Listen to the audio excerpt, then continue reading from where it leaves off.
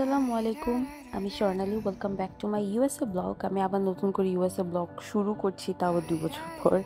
এত লেজি আমি। তো এই যে দুবাইতে আমরা প্রায় ৩ দিন ছিলাম, কারণ এত long journey for the first time করছি। সো আমরা ভাবলাম যে আমরা দুবাইতে ঘুরে একটু ব্রেক নিয়ে যাই, টানা জার্নি না করে। তো এই যে ফাইনালি কমফোর্টেবল জামা কাপড় পরে রেডি হয়ে চেক আউট করে বের হয়ে গেলাম।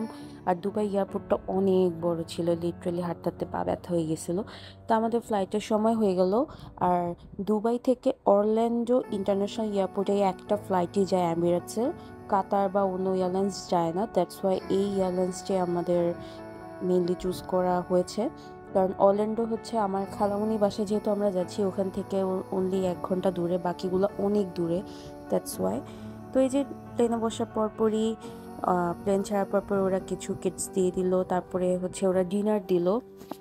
খাবার আমার কাছে তেমন ভালো লাগে নাই কেন জানি। তারপর একটু রেস্টরুমে গিয়ে ফ্রেশ হয়ে নিলাম।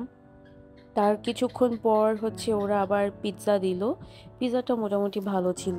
আর এইটা হচ্ছে মেবি ইউএসের সবচেয়ে লংগেস্ট ফ্লাইট, কারণ আমাদের ল্যান্ড করা নিয়ে সব মিলে প্রায় 16 ঘন্টা একটানা লেগেছিল। 16 ঘন্টা। নিউ ইয়র্ক বা একটু কাছের স্টেটগুলোতে যেতেও কিন্তু এত টাইম লাগে না।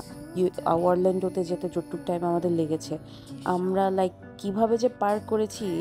সবাই অলমোস্ট সবাই ঘুমাচ্ছিল, বাট আমার একদমই ঘুম আসে না। আমরা 4 জন একসাথে বসেছিলাম, আমি, আমার হাজব্যান্ড, আমার ভাই বোন আর আব্বু আম্মু ছিল আরেক সিটে। তো পরে এই যে আমরা আমাদের ব্রেকফাস্ট দিল, সকাল হয়ে গেল। খুব কষ্টে পার করেছি। এখন হয়তো ভিডিওতে দেখতে মনে হচ্ছে যে খুবই মজা লেগেছে, না ভাই অনেক কষ্ট। এই জন্য আমেরিকা একবারই গেছে এখন পর্যন্ত। যাই হোক, ফ্রেশ হয়ে নিলাম। ফাইনালি দেখতে দেখতে সকাল হয়ে গেল, আর 16 ঘন্টা কিভাবে পার করেছি।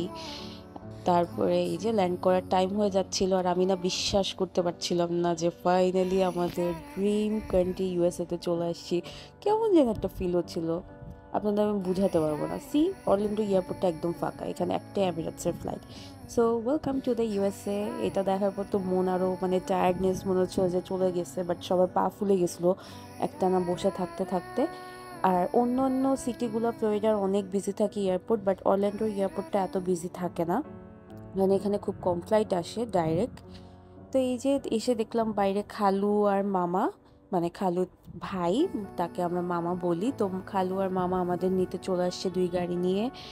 তো এই যে ফ্লোরিডা দেখতে দেখতে যাচ্ছিলাম। এত সুন্দর, আমার কাছে মনে হয় যে ইউএসের সবচেয়ে সুন্দর আর পিসফুল স্টেট হচ্ছে ফ্লোরিডা। আমার কাছে ফিল হয়েছে, কারণ আমি নিউ ইয়র্ক গিয়েছি, আমার কাছে নিউ ইয়র্ক এত ভালো লাগে নাই। আমার কাছে মনে হচ্ছে যে ফ্লোরিডা একদম চুপচাপ থেকে শান্তি, আরাম, ওদের ওয়েদারও অলমোস্ট বাংলাদেশের মতো। আর ওই যে মানুষ বলে না রাস্তাঘাটে কুমির হাঁটে, সাপ হাঁটে, আমি একটাও দেখি নাই। জাস্ট একদিন দেখেছিলাম, ওইটাও অনেক দূর একটা লেকে, বাট কখনো ওই যে রাস্তাঘাটে সাপ কুমির আমি কিছুই দেখি নাই। তো এই যে খালামুনির এলাকাতে, খালামুনিরা যে এরিয়াটাতে থাকে, এখানে ঢুকে গেলাম। এখানে একটা মানে ছোট একটা এরিয়ার মধ্যে অনেকগুলা বাসা, খুবই সুন্দর এই বাসাগুলো দেখতে। তো দেখতে দেখতে খালামুনির বাসার সামনে চলে আসলাম। এসেই দেখলাম খালামুনিরা বাইরে চলে আসছে, আম্মু খালামুনিকে ধরে কান্না করছিল। আমার কাজিন দুইটা, মানে আমার ভাই বোন দুইটা, ওরাও বাইরে চলে আসছে। মানে কেমন যেন লাগতেছিল, স্বপ্ন স্বপ্ন লাগতেছিল। আর এই তো আমার কাজিন বললো যে চলো আপু তোমাকে হোম ট্যুর দেই। খালামুনি আর খালু মিলে এখানে অনেক সুন্দর করে গাছ, তারপর ফ্লাওয়ার এগুলো প্ল্যান করেছে। তারপরে ভাবলাম যে একটা হোম ট্যুর দেই। তো হয়তো এই বাসাটাতে ইনশাল্লাহ নেক্সট টাইম গেলে আর থাকা হবে না। নতুন বাসাতে উঠতেছে খালামুনিরা, কাস্টম মেড বাসা পুরাটা। সেই বাসাটাকে খুবই মিস করবো, কারণ এই এলাকাটা আমার কাছে খুবই ভালো লেগেছে। আমি যেহেতু 3 মাস ছিলাম, আমার কাছে বাইরে হাঁটাহাঁটি বা ব্যালকনিতে বসা, বিকালবেলা খালামুনির সাথে চা খাওয়া, ওদের সাথে টাইম স্পেন্ড করা, এই বাসাটাকে খুবই মিস করব। তো এই যে এটা খালামুনি কিচেন, এটা লিভিং রুম, ডাইনিং রুম, বাইরে একটা ব্যালকনি টাইপের আছে।